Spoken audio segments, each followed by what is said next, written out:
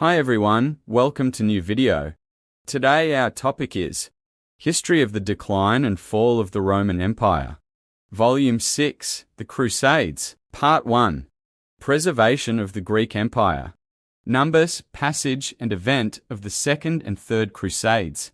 Saint Bernard, Reign of Saladin in Egypt and Syria. His conquest of Jerusalem. Naval Crusades, Richard I of England. Pope Innocent III. And the Fourth and Fifth Crusades. The Emperor Frederick II. Louis IX of France. And the two last Crusades. Expulsion of the Latins or Franks by the Mamelukes. In a style less grave than that of history, I should perhaps compare the Emperor Alexius I to the jackal, who is said to follow the steps and to devour the leavings of the lion. Whatever had been his fears and toils in the passage of the First Crusade, they were amply recompensed by the subsequent benefits which he derived from the exploits of the Franks. His dexterity and vigilance secured their first conquest of Nice, and from this threatening station, the Turks were compelled to evacuate the neighborhood of Constantinople, while the Crusaders, with blind valor, advanced into the midland countries of Asia. The crafty Greek improved the favorable occasion when the emirs of the seacoast were recalled to the standard of the Sultan. The Turks were driven from the Isles of Rhodes and Chios, the cities of Ephesus and Smyrna, of Sardes, Philadelphia, and Laodicea were restored to the empire which Alexius enlarged from the Hellespont to the banks of the Meander and the rocky shores of Pamphylia. The churches resumed their splendor, the towns were rebuilt and fortified, and the desert country was peopled with colonies of Christians who were gently removed from the more distant and dangerous frontier. In these paternal cares, we may forgive Alexius if he forgot the deliverance of the Holy Sepulchre. But by the Latins, he was stigmatized with the foul reproach of treason and desertion. They had sworn fidelity and obedience to his throne, but he had promised to assist their enterprise in person, or at least, with his troops and treasures, his base retreat dissolved their obligations. And the sword, which had been the instrument of their victory, was the pledge and title of their just independence. It does not appear that the emperor attempted to revive his obsolete claims over the kingdom of Jerusalem. But the borders of Cilicia and Syria were more recent in his possession and more accessible to his arms. The great army of the Crusaders was annihilated or dispersed. The principality of Antioch was left without a head by the surprise and captivity of Bohemond. His ransom had oppressed him with a heavy debt, and his Norman followers were insufficient to repel the hostilities of the Greeks and Turks. In this distress, Bohemond embraced a magnanimous resolution of leaving the defense of Antioch to his kinsman, the faithful Tancred, of arming the West against the Byzantine Empire, and of executing the design which he inherited from the lessons and example of his father, Guiscard. His embarkation was clandestine. If we may credit a tale of the Princess Anne, he passed the hostile sea closely secreted in a coffin. But his reception in France was dignified by the public applause, and his marriage with the king's daughter, his return was glorious, since the bravest spirits of the age enlisted under his veteran command, and he repassed the Adriatic at the head of 5,000 horse and 40,000 foot, assembled from the most remote climates of Europe. 4. The strength of Durazzo and prudence of Alexius, the progress of famine and approach of winter, eluded his ambitious hopes, and the venal confederates were seduced from his standard. A treaty of peace 5 suspended the fears of the Greeks, and they were finally delivered by the death of an adversary whom neither oaths could bind, nor dangers could appall, nor prosperity could satiate. His children succeeded to the principality of Antioch, but the boundaries were strictly defined, the homage was clearly stipulated, and the cities of Tarsus and Malmestra were restored to the Byzantine emperors. Of the coast of Anatolia, they possessed the entire circuit from Trebizond to the Syrian gates.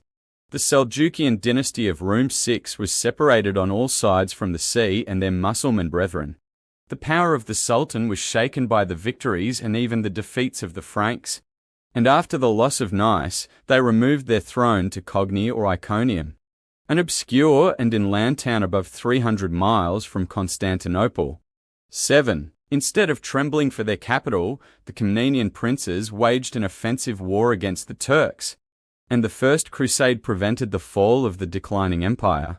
Footnote 1. Anna Komnene relates her father's conquests in Asia Minor. Alexiad L. Xi. p. 325 L. 14. p. 419. His Cilician War against Tancred and Bohemond p.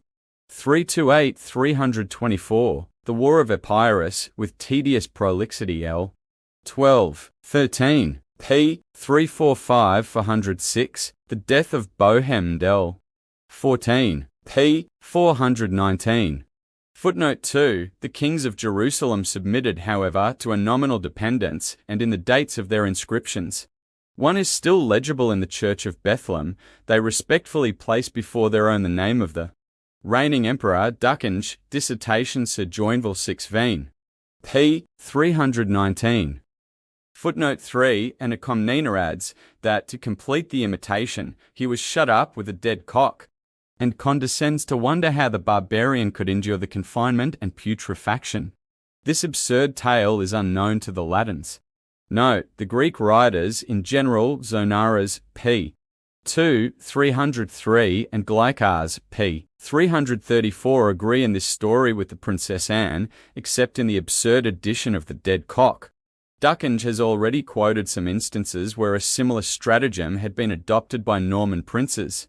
On this authority, Wilker inclines to believe the fact. Appendix to Vol. 2, p. 14 m. Footnote 4. In the Byzantine geography must mean England. Yet we are more credibly informed that our Henry I would not suffer him to levy any troops in his kingdom. Ducange not. Ad Alexiad. p. 41. Footnote 5. The copy of the Treaty Alexiad. L. 13. p. 406-416 is an original and curious piece, which would require, and might afford, a good map of the Principality of Antioch. Footnote 6. See in the learned work of Melides.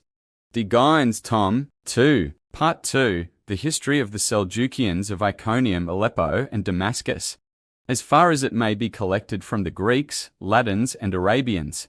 The last are ignorant or regardless of the affairs of Rome.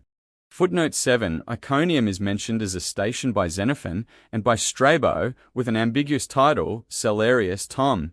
2. p. 121. Yet St. Paul found in that place a multitude of Jews and Gentiles.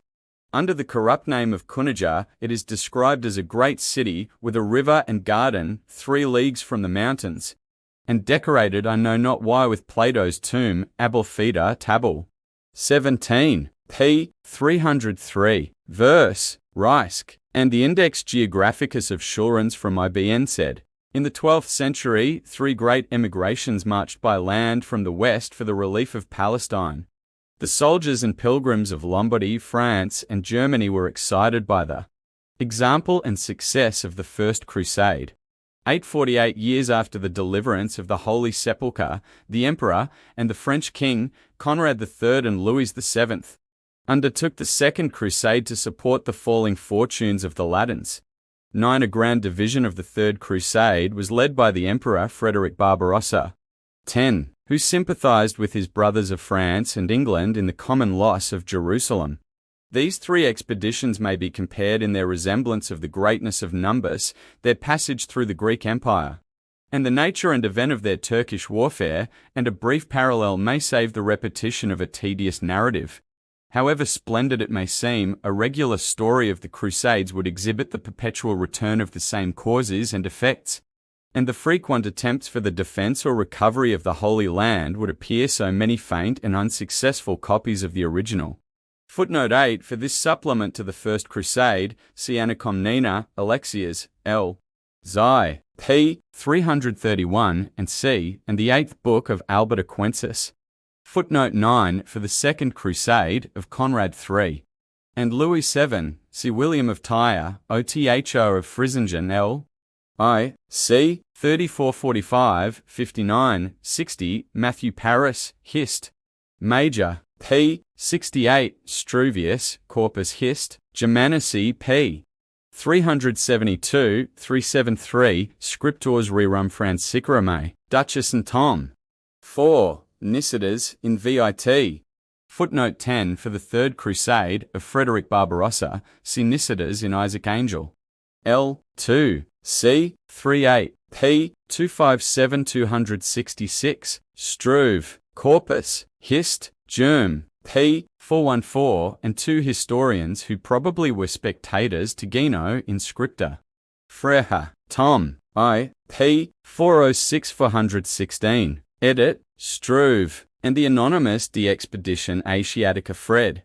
I, of the swarms that so closely trod in the footsteps of the first pilgrims, the chiefs were equal in rank, though unequal in fame and merit, to Godfrey of Bouillon and his fellow adventurers. At their head were displayed the banners of the Dukes of Burgundy, Bavaria, and Aquitaine. The first a descendant of Hugh Capet, the second a father of the Brunswick line, the Archbishop of Milan, a temporal prince. Transported, for the benefit of the Turks, the treasures and ornaments of his church and palace. And the veteran crusaders, Hugh the Great and Stephen of Chartres, returned to consummate their unfinished vow. The huge and disorderly bodies of their followers moved forward in two columns. And if the first consisted of 260,000 persons, the second might possibly amount to 60,000 horse and 100,000 foot. The armies of the Second Crusade might have claimed the conquest of Asia. The nobles of France and Germany were animated by the presence of their sovereigns, and both the rank and personal character of Conrad and Louis gave a dignity to their cause, and a discipline to their force which might be vainly expected from the feudatory chiefs. The cavalry of the emperor and that of the king was each composed of 70,000 knights and their immediate attendants in the field. 12. And if the light-armed troops, the peasant infantry, the women and children, the priests and monks, be rigorously excluded, the full account will scarcely be satisfied with 400,000 souls. The West, from Rome to Britain, was called into action. The kings of Poland and Bohemia obeyed the summons of Conrad.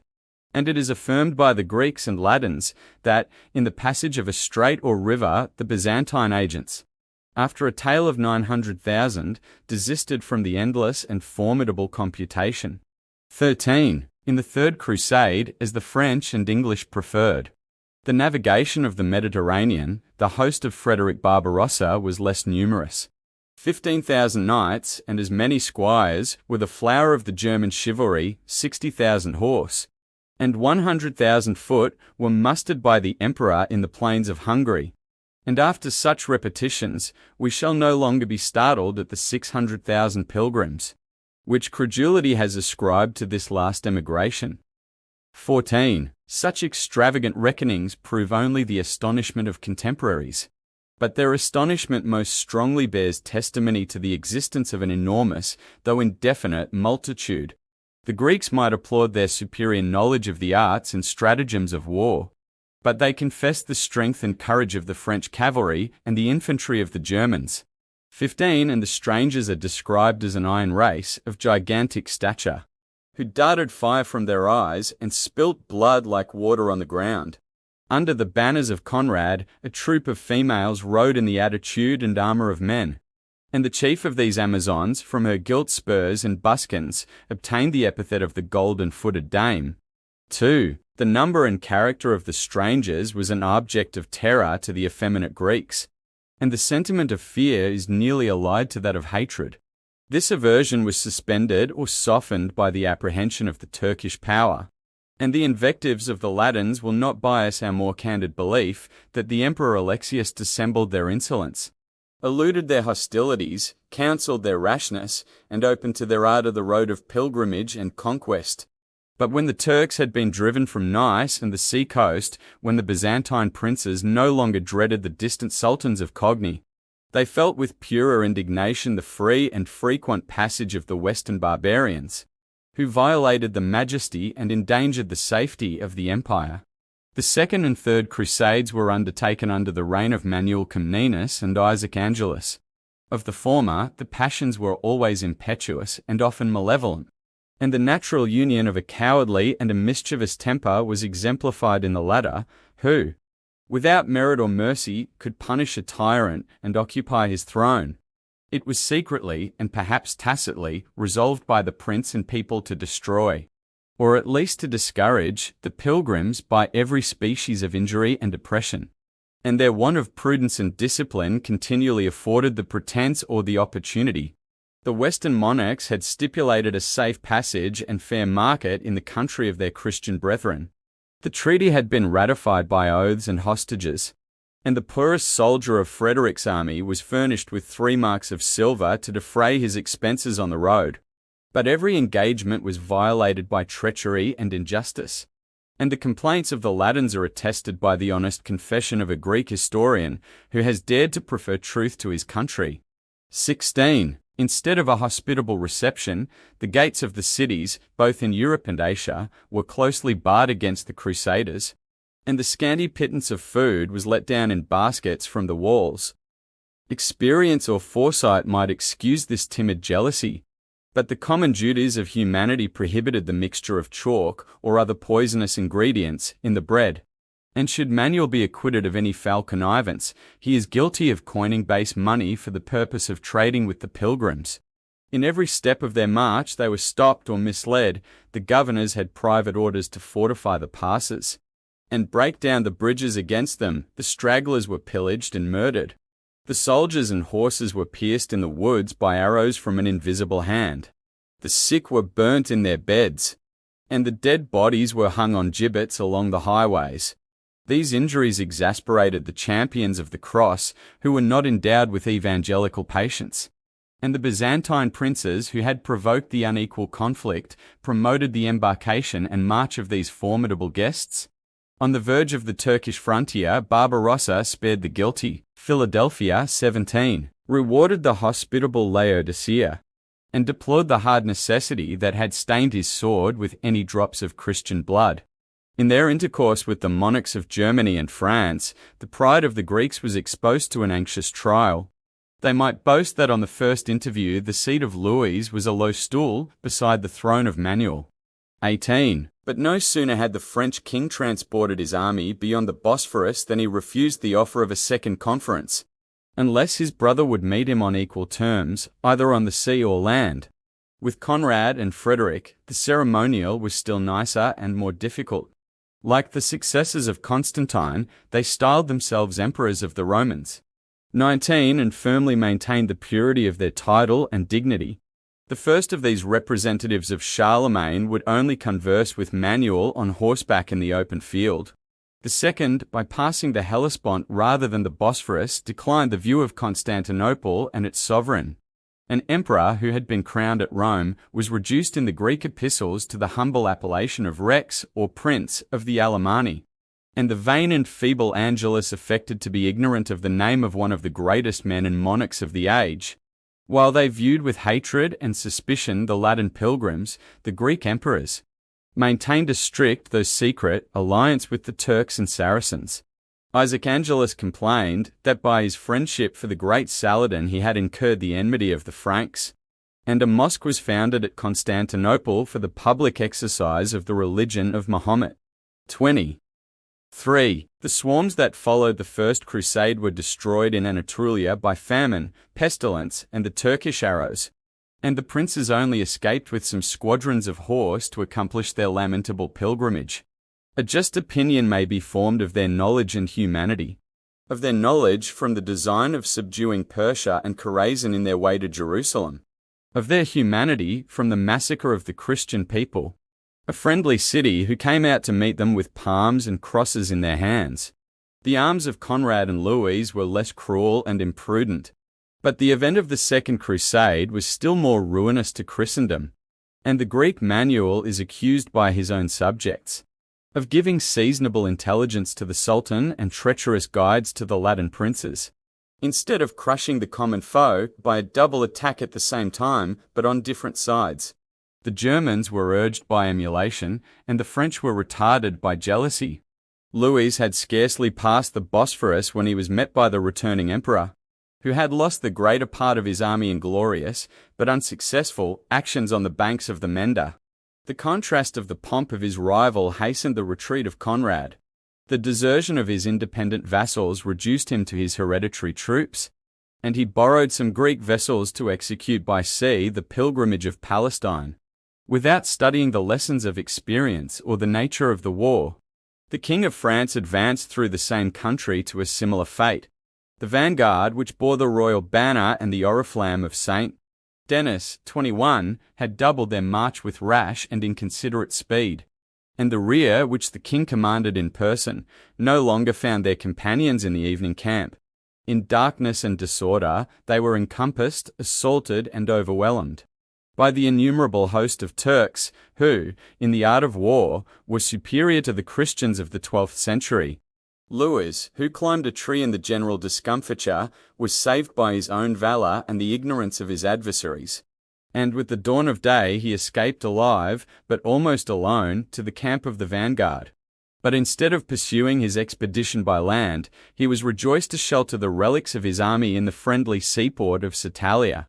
From thence he embarked for Antioch. But so penurious was the supply of Greek vessels that they could only afford room for his knights and nobles, and the plebeian crowd of infantry was left to perish at the foot of the Pamphylian hills. The emperor and the king embraced and wept at Jerusalem. Their martial trains, the remnant of mighty armies, were joined to the Christian powers of Syria, and a fruitless siege of Damascus was the final effort of the Second Crusade. Conrad and Louis embarked for Europe with the personal fame of piety and courage. But the Orientals had braved these potent monarchs of the Franks, with whose names and military forces they had been so often threatened. 22. Perhaps they had still more to fear from the veteran genius of Frederick I, who in his youth had served in Asia under his uncle Conrad. 40 campaigns in Germany and Italy had taught Barbarossa to command, and his soldiers, even the princes of the empire, were accustomed under his reign to obey. As soon as he lost sight of Philadelphia and Laodicea, the last cities of the Greek frontier, he plunged into the salt and barren desert, a land, says the historian, of horror and tribulation. 23. During 20 days, every step of his fainting and sickly march was besieged by the innumerable hordes of Turkmens. 24. Whose numbers and fury seemed after each defeat to multiply and inflame. The emperor continued to struggle and to suffer, and such was the measure of his calamities that when he reached the gates of Iconium, no more than 1,000 knights were able to serve on horseback. By a sudden and resolute assault, he defeated the guards and stormed the capital of the Sultan, 25, who humbly sued for pardon and peace. The road was now open, and Frederick advanced in a career of triumph till he was unfortunately drowned in a petty torrent of Cilicia. 26. The remainder of his Germans was consumed by sickness and desertion, and the emperor's son expired with the greatest part of his Swabian vassals at the siege of Acre. Among the Latin heroes, Godfrey of Bouillon and Frederick Barbarossa could alone achieve the passage of the Lesser Asia. Yet even their success was a warning. And in the last and most experienced age of the Crusades, every nation preferred the sea to the toils and perils of an inland expedition. 27.